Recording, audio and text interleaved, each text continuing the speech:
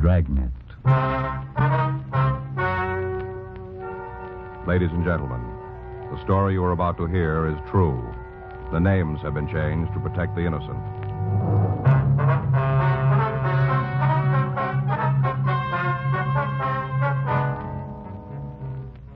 You're a detective sergeant. You're assigned to Bunko fugitive detail. A pawnbroker tells you he suspects a swindle. He isn't sure. Your job? Check it out.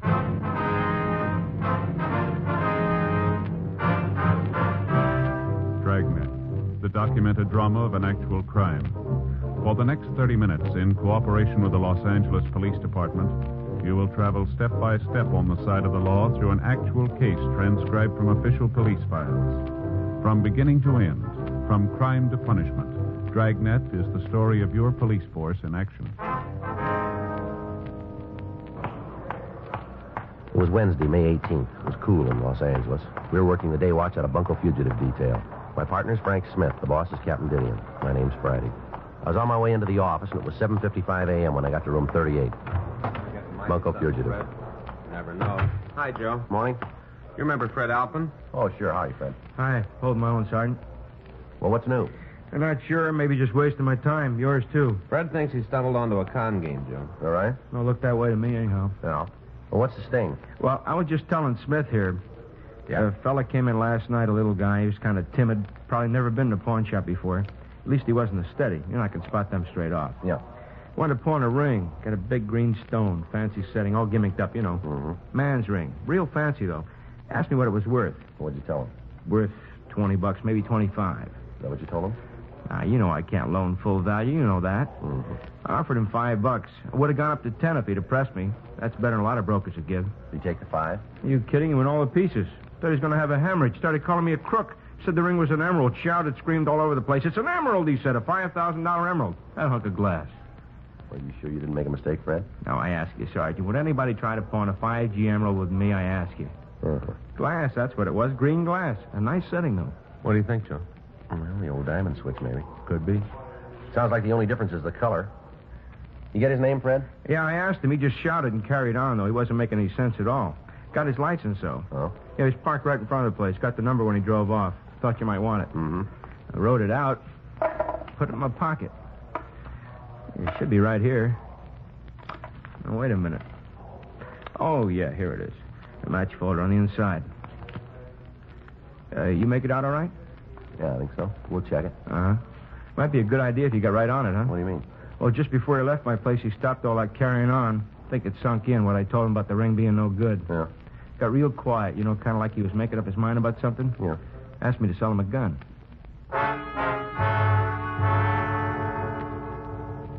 Fred Alpin gave us a description of the man who had tried to pawn the ring.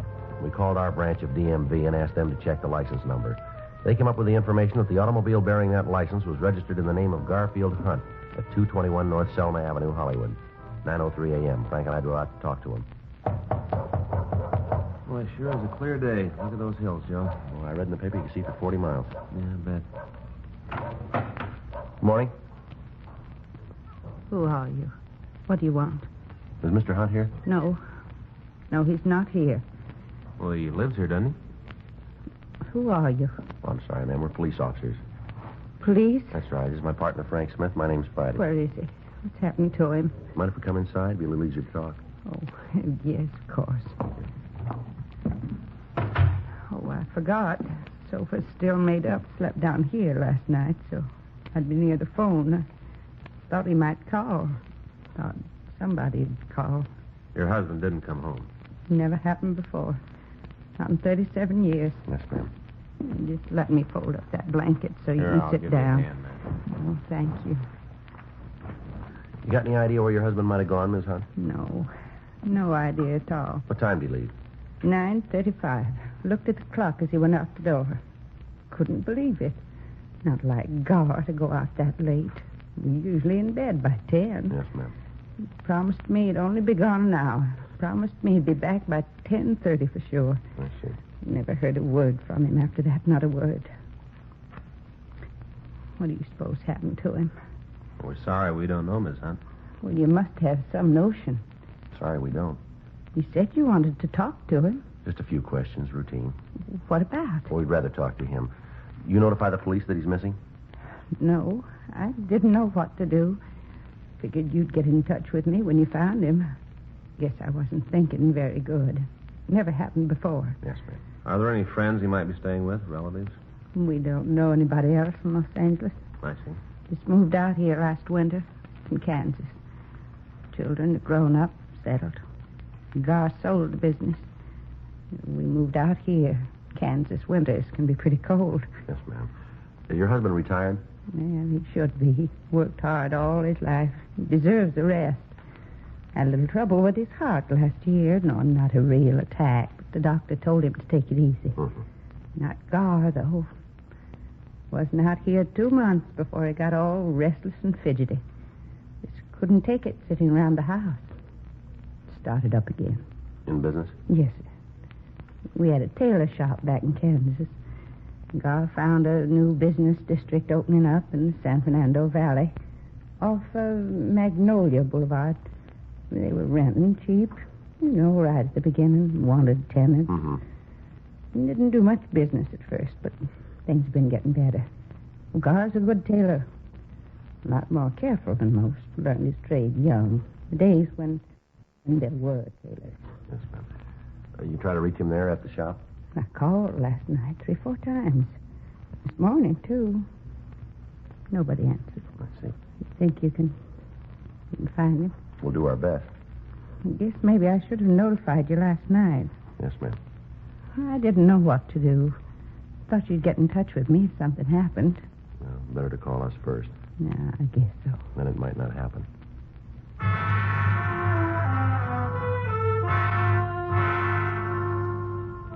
Mrs. Hunt gave us a description of her husband. We advised her to make a formal report at the Valley Division. A local and an APB were sent out. 3:15 p.m. Patrol car unit 9L78 reported Hunt had been found sitting in his car. The car was parked on Mulholland Drive. Hunt had readily identified himself. We asked the officers to bring him in for questioning. Hi, Joe. Frank. Pete? Hi, Pete. Here he is. Thanks for spotting him for us. Sure, anytime. Want to sit down, Hunt? Go ahead, sit down. What do you want with me? Just like to talk to you, that's all. This is Frank Smith. My name's Friday. I've never been under arrest before, not once. Well, now, you're not under arrest now, Mr. Hunt. And what am I doing here? Why did those officers make me come with them? Well, you didn't go home last night. Your wife's been worried about you. Well, I was going home when they found me. Wasn't any place else to go. Sarah oughtn't to have called. She didn't call, sir. Well, how'd you find out? You tried to buy a gun. Pawn shop over on Main Street. Oh, Well, what'd you want the gun for? I wouldn't have hurt him. I just wanted my money back. I thought I could scare him. That's all. I don't know nothing about firearms. Thought maybe I could scare him. Who'd you want to scare? Now, who were they? Well, they said they was renting a store next to mine. Said they was jewelers. Could open up a Valley branch for Lassingwells. You know, the big jewelry store downtown here. Uh-huh. Crooks. That's what they were. Out and out crooks. Went looking for them early this morning. Back door to their store was open, the one next to mine. Yes, sir. Go ahead. I couldn't find hide nor hair of them. The place was empty. Just a couple of fakes. Had the windows soaped over so nobody could see what they were up to. Pounding on some old boards, making me think that they was remodeling. Uh-huh. How much money did they get from you? Not them exactly. Fellow working with them. Must have been working with them. Only way it makes sense. Well, now, suppose you tell us about it, will you? He come into my shop the day before yesterday, along about 1 o'clock in the afternoon. Called himself Norman Christ. He said he was from Greeley. Really? That's a town in Colorado where my brother lives. Mhm. Said he knew my brother Ed back there. What do you want with you? Well, he claimed that Ed asked him to look me up, see how I was doing. Probably didn't know Ed at all. They must have told him, them jeweler fellows. Uh-huh. I got to thinking back. Remembered I mentioned having a brother in Colorado one day when we was having lunch. Told him the town, too, Greeley. What happened then? Did he sell you the ring? Oh, you know about that, too. Well, you tried to pawn it, didn't you? No, sir, not really. I just wanted to find out how much it was worth so that I could tell Sarah, I was going to surprise her. Figured that I'd give him another day before I tried to sell it. Well, how'd you happen to buy it? Oh, I wasn't buying it outright. I was just loaning him on it. Mm-hmm. Told me he had a chance to option some property out near Encino. Real bargain. Said he had to close the deal by 5 p.m. that same day. He needed cash for a clincher. Mm-hmm. Had to get the money from Colorado. That's what he said. He was afraid he wouldn't be here in time. He couldn't go to the bank. Didn't have any credit in L.A. Uh-huh. Needed $3,000. He said that if I'd loan him the $3,000, he'd give me back $4,000 first thing the next morning. Offered me his ring for security. He said it was worth $7,000 easy. Said it cost him more than that. You hand the money over? No, sir, not by a darn sight. Told him I didn't have $3,000. I told him straight out. Uh-huh. Said all I had was $1,500 in my savings account. I guess I shouldn't have said that. Afraid not, sir. He told me he might be able to swing it for $1,500. He'd have to go out there and see him in person. Said he'd come back. Did he leave then? No, not right away. I stopped him. I told him there wasn't no point in coming back. I'm no jewel, I said. How do I know that ring's worth $7,000? Told me to get it appraised while he was gone. Told me to take it to any jewel I wanted to. Seemed like he sure trusted me. Leaving a valuable ring like that kind of sold me on him. Mm-hmm. I went next door to ask those fellas who said they was jewelers. Place was locked up, so I figured they was still out to lunch. Mm-hmm. I figured maybe they was in the drugstore down on the corner, see? Did you find him up there? Yes, sir. What'd they say about the ring? Perfect emerald. That's what they said. One of them put a gadget up his eye, looked through it. You know what I mean? Yes, sir, I know. Perfect emerald worth $10,000. Not the flaw in it. Mm-hmm. Acted like they thought it was mine. Offered to buy it if I wanted to sell. I told them about the other fellow. That he needed $3,000. I told them the whole story. I did. Uh-huh. They said they'd loan him $5,000 without batting an eye. Offered to make out a check right then and there. Kind of took my wind away. They were so anxious. I said maybe we could go in 50-50. They put up $1,500. I'd put up $1,500. That way, the guy would have $3,000 if he still needed that much. They could both make a little profit, you know. Mm-hmm. One of them asked me how I wanted the check. Should make it out to me. I told him, oh, make it out to cash. You remember how he signed it? Jones. Quincy Jones. That's the name I knew him by. Other one called himself Wyatt Truesdale. I don't think that's their real name. Do you? Probably one of those, what did you call them? Aliases. Yes, sir, yeah, that's it. Well, anyway, I went over to my bank and drew out the $1,500. About 2:30, the fellow came back, the one who gave me the ring. Yeah. Said he tried to talk the real estate people into being satisfied with $1,500. Wouldn't come down. Insisted on the whole $3,000. I told him not to worry, that I had it. Give him my $1,500 in the check. He said the check would be okay, seeing as how it was on a local bank. He promised that he'd pay me back the next morning. That'd be yesterday. Yes, sir. And when he didn't show up, I wanted to make sure just how much it was worth, the ring, Mm-hmm. in case something had happened to it, in case he didn't come back for it. That's why I went to the pawn shop. Mm-hmm. Offered me $5 for it. The man in the pawn shop. Couldn't believe him at first. Said it was just glass, hunk of glass. Then a great light broke on me. How I'd been tricked. All of a sudden it come to me. Well, why'd you stay out all night? Why didn't you go home? Well, you see, sir, I couldn't face Sarah. I knew I'd been swindled. $1,500. Every cent that we've saved. Been married 37 years. It was Sarah's money, too. You know. Mm-hmm. Not just because she's my wife. They helped earn it. Well, we'll try and get it back for you, Mr. Hunt. Not much to show for 37 years, is it? That's what I kept thinking while I was sitting in my car up there in the hills. All day long, just kept thinking. 37 years. $1,500. I'll have to tell her, won't I? Well, sir, I think that's up to you. She'll know it anyway. She'll know something's wrong. Yes, sir. Too late to start all over. We won't have them. There's not a chance. Have what, sir? Another 37 years.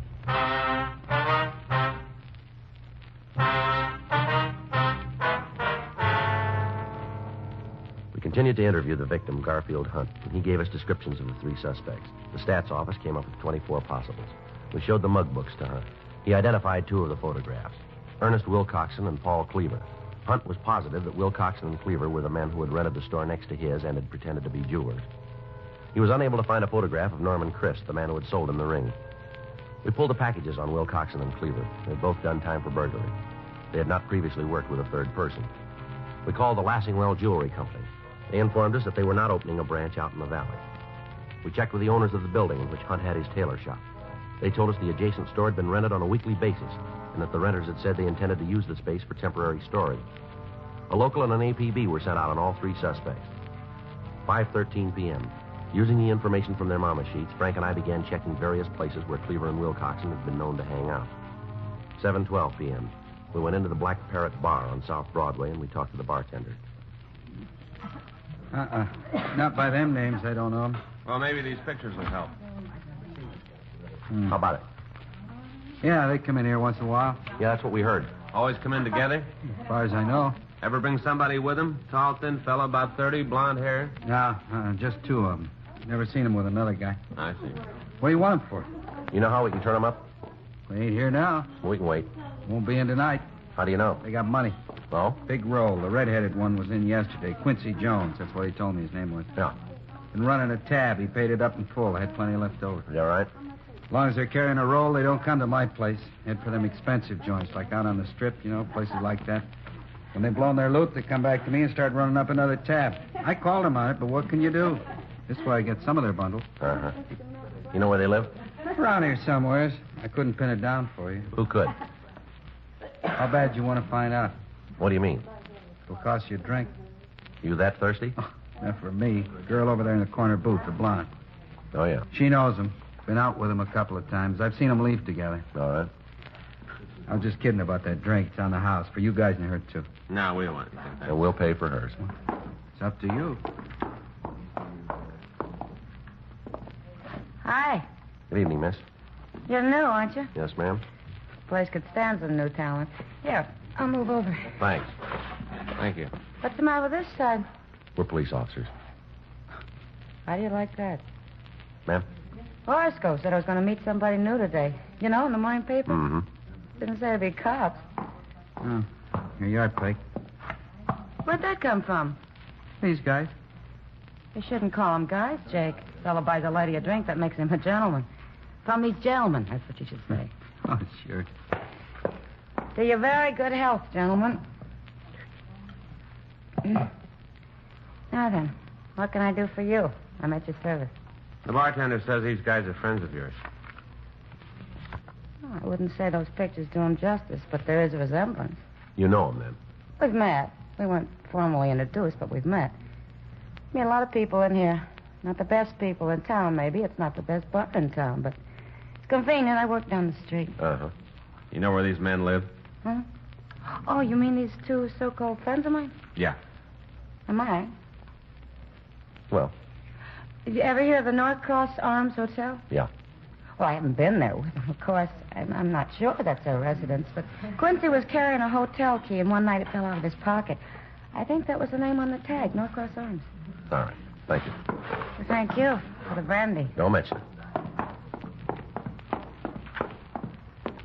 All right, what do we owe you? 6 bits. She drinks good stuff. There you go. Keep the change. Looks like I got one decent break. That's so? Them paying their tab today before you pick them up. No, they didn't pay it. Huh? Who did? A man named Hunt.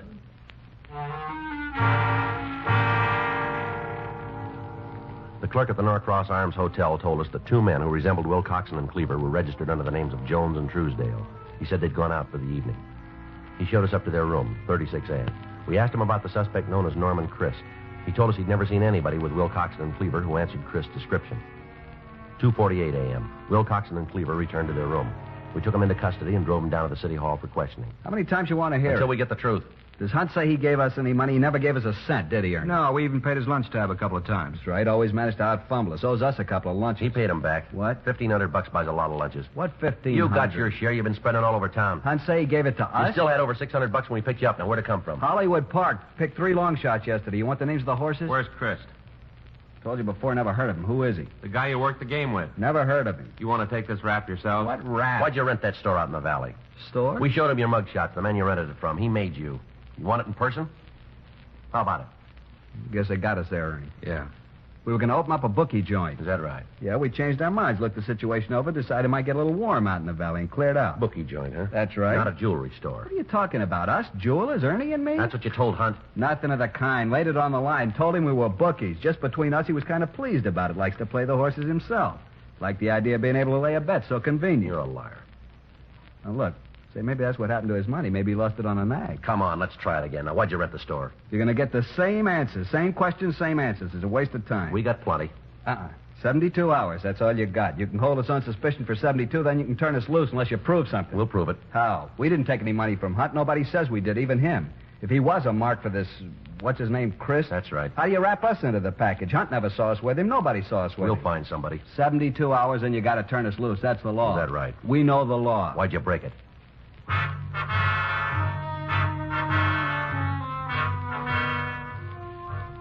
We continued to question the suspects, but we were unable to break them down. Thursday, May 19th, 7:45 a.m. Another team of detectives took over the interrogation. Frank and I went back to the office. Think they'll cop out, Joe? I don't know. It doesn't look like it, does it? No, not unless we turn up Chris. Did you call your wife? Yeah, sure bawled me out. Kept dinner waiting till after 10. You're lucky. Well, maybe. Wonder if I'll get home tonight. I got it. Bunko fugitive, Friday. Yeah, that's right. Sounds like him. How long ago? Uh-huh. Yeah. Chris? Fits the description. Smashed up a car on the Hollywood freeway. Georgia Street recognized him from our teletype. You able to talk? Died 10 minutes after they brought him in.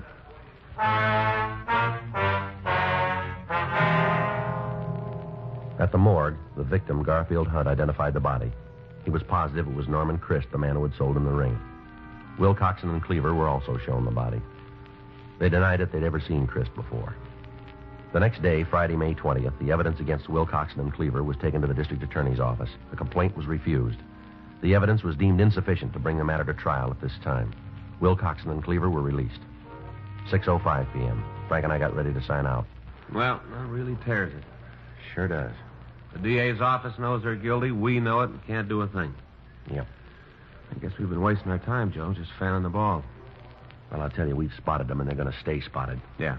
Next time they move in on a mark, we'll make it stick. It wouldn't be very smart of them to try it twice. They're not smart. Huh? They tried it once.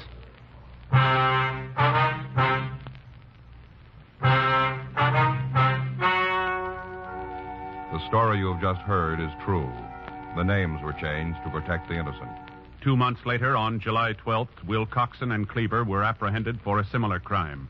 They were charged with 1-count grand theft.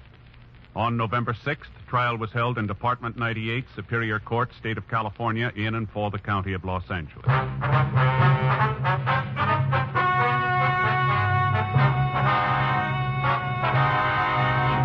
Ernest T. Wilcoxon and Paul Cleaver were found guilty of 1-count grand theft and were sentenced to a term prescribed by law.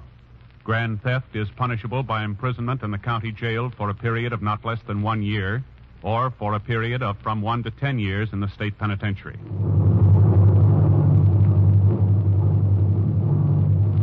You have just heard Dragnet, the authentic story of your police force in action, and starring Jack Webb, a presentation of the United States Armed Forces Radio Service.